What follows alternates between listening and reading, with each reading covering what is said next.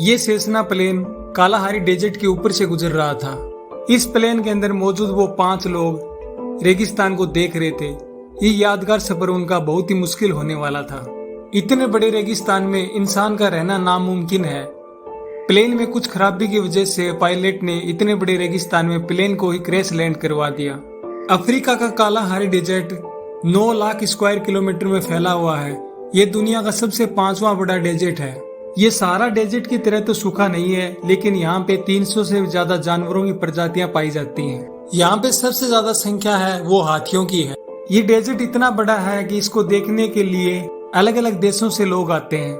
इस रेगिस्तान के 3 बॉर्डर हैं जो 3 कंट्रियां आपस में ऑपरेट करती हैं। और कालाहारी डेजर्ट का सबसे ज्यादा हिस्सा बोट्सवाना में लगता है। बोट्सवाना की कैपिटल कैब्रोन में एक कुरियर कंपनी के डायरेक्टर कार्ल डू प्लेसिस ने एक प्राइवेट प्लेन को बुक किया।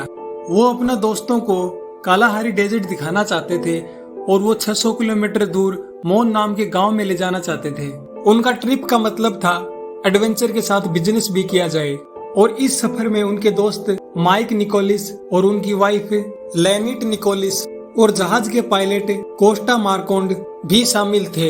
ये जहाज सेसना 414 था और ये 5 लोग इस प्लेन में सवार थे। टेक ऑफ करने के बाद कालाहारी से होते हुए जहाज मोन की तरफ चल दिया। वैसे तो यह सफर 2 घंटे का था, लेकिन लेनिट पहले से घबराई हुई थी और उसने देखा कि प्लेन के एक विंग में ऑयल निकल रहा है।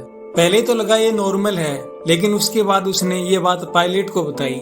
उसके बाद पायलट ने वो इंजन ऑफ कर दिया, क्योंकि सेसना 414 में 2 इंजन थे। अब जहाज एक इंजन पे काम कर रहा था। और उसके बाद प्लेन धीरे धीरे नीचे आने लगा।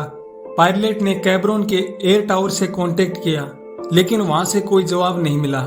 और कालाहारी रेगिस्तान के बीचों बीच प्लेन के रेडियो ने भी काम करना बंद कर दिया। जहाज को बचाने का एक ही तरीका था कि सीधी सी जमीन देखकर प्लेन को लैंड किया जाए।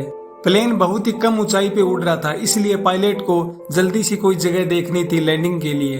पायलट को छोटी बड़ी चट्टानों और झाड़ियों के अलावा कुछ भी दिखाई नहीं दे रहा था और पायलट ने बिन सोचे समझे झाड़ियों के बीच में ही प्लेन को लैंड करवा दिया। क्रैश लैंडिंग से पहले उन 5 लोगों को सिर्फ इतना पता है कि प्लेन के आसपास काफी सारे जानवर भाग रहे थे। जब उन लोगों को होश आया तो उन्होंने देखा कि चारों तरफ धुआं और आग की लपटें निकल रही हैं। लेनेट का हाथ जल चुका था और नैप ग्रावरे की लंग्स डैमेज हो चुकी थी। फिर सभी ने मिलकर नैप को प्लेन से बाहर निकाला और पेड़ के पास ले जाकर सीधा खड़ा कर दिया। इन दोनों के अलावा बाकी को कोई सीरियस चोट नहीं आई थी। अभी होश संभाला ही था कि जो प्लेन से ऑयल निकल रहा था उसमें आग लग गई और प्लेन ब्लास्ट हो गया। हर प्लेन में एक रेडियो ट्रांसपोंडर होता है जो प्लेन खराब होने पे नजदीक के एयर टावर कंट्रोल को इन्फॉर्म करता है, लेकिन इस प्लेन में रेडियो ट्रांसपोंडर नहीं था और ये सुनकर सभी परेशान रह गए। इतने बड़े रेगिस्तान में उनकी लोकेशन अब किसी के पास नहीं। ये इतने बड़े रेगिस्तान कालाहारी के बीच में फंसे हुए थे और ये किसी पेड़ के पास बैठे हुए थे। इनके पास ना ही पानी था और ना ही कुछ खाने को था और ये जिंदगी और मौत के बीच में फंसे हुए थे। इनको उम्मीद थी कि शायद इनको कोई बचाने आएगा, लेकिन रेस्क्यू टीम तब आती जब उनकी लोकेशन पता होती। इतने में चारों तरफ अंधेरा हो गया और उन्होंने प्लेन की आग से बोन फायर जला लिया। सारी रात खुखार जानवरों की आवाजें आती रही, लेकिन बोन फायर की वजह से इनके पास कोई भी नहीं आया। अब 2 दिन हो चुके थे, लेकिन रेस्क्यू टीम का कोई भी पता नहीं था और इन सभी की हालत डिहाइड्रेशन की वजह से खराब होती जा रही थी। पानी की वजह से इनके गले सूख गए। जो पत्तों पे ओस का पानी था इन्होंने पीना शुरू कर दिया, लेकिन जैसे ही धूप तेज हुई वो पानी भी सूख गया। इतने में इनको एक प्लेन की आवाज सुनाई दी, लेकिन वो प्लेन बहुत ही ऊपर था। इनके चिल्लाने के बाद भी उसको कुछ भी दिखाई नहीं दिया और ना ही कुछ सुनाई दिया। वो प्लेन भी निकल गया। उनको अपनी मौत दिखाई दे रही थी। उनको पता था अगर यहाँ रहे तो वो भूख से मर जाएंगे और बाहर निकले तो उनको जंगली जानवर खा जाएंगे। लेकिन उन्होंने डिसाइड किया कि यहाँ मरने से अच्छा है कि बाहर जाएंगे तो शायद कोई मदद मिल जाए। और फिर अपने दोनों जख्मी साथियों को छोड़कर वो मदद के लिए आगे बढ़ गए।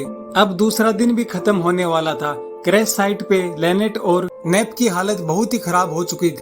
पहले तो यह बहुत ही गंभीर रूप से घायल थे और इतनी तेज गर्मी की वजह से इनकी हालत बहुत ही ज्यादा खराब हो चुकी थी।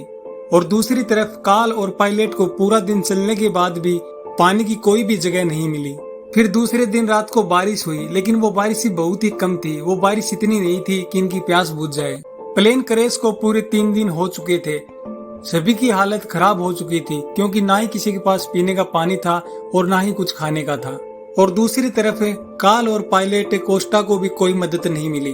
और दूसरी तरफ क्रैश साइट पे नेप को पैनिक अटैक आने लगे क्योंकि वो 2 दिन से बिल्कुल सीधा खड़ा हुआ था और उसका लंग्स काम करना बंद कर चुके थे। उसने खुद ही डिसाइड किया और जंगल की तरफ निकल गया। जो रात को बारिश हुई थी उसका पानी एक पेड़ में जमा हुआ था, लेकिन वो पानी इतना नहीं था कि उन सभी की प्यास बुझाई जाए। और उन्होंने वो तीसरा दिन ऐसे गुजारा जैसे उनका लाइफ का ये लास्ट दिन हो, क्योंकि किसी के पास ना ही कुछ खाने को था और ना ही कुछ पीने को था। और लैनेट के जख्म पे कीड़े पड़ चुके थे। और दूसरी तरफ कार्ल और पायलट कोस्टा पानी और खाने की तलाश कर रहे थे। ये किसी चमत्कार से कम नहीं था क्योंकि उन 5 लोगों को कोई भी एक्सपीरियंस नहीं था। उसके बाद भी उनके पास कोई भी जानवर नहीं आया। और फिर 5वें दिन कार्ल और पायलट को एक झोपड़ी दिखाई देती है। पहले तो उन्होंने सोचा ये उनका शायद वहम है, लेकिन जैसे ही वो पास गए तो उन्होंने देखा कि सच में एक घर बना हुआ है और उसके अंदर एक लड़की बैठी हुई है।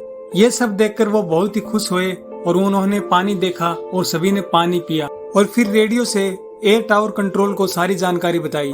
रेस्क्यू टीम उनको पहले से ही कालाहारी रेगिस्तान के अंदर खोज रही थी, लेकिन उनकी कोई भी लोकेशन पता नहीं थी, इसलिए वो लोग उनको खोज नहीं पा रहे थे। और छठे दिन उन 3 दोस्तों की जान निकल ही चुकी थी, लेकिन उसी टाइम रेस्क्यू टीम वहां पे पहुंच गई। इन क्रैश साइट के अंदर बचने वाले लोगों का कहना है कि चंद सेकंड पहले अगर रेस्क्यू टीम वहां पे नहीं आती तो उन लोगों की जान चली जाती। ये किसी चमत्कार से कम नहीं था। इस हादसे में सभी की जान बच गई।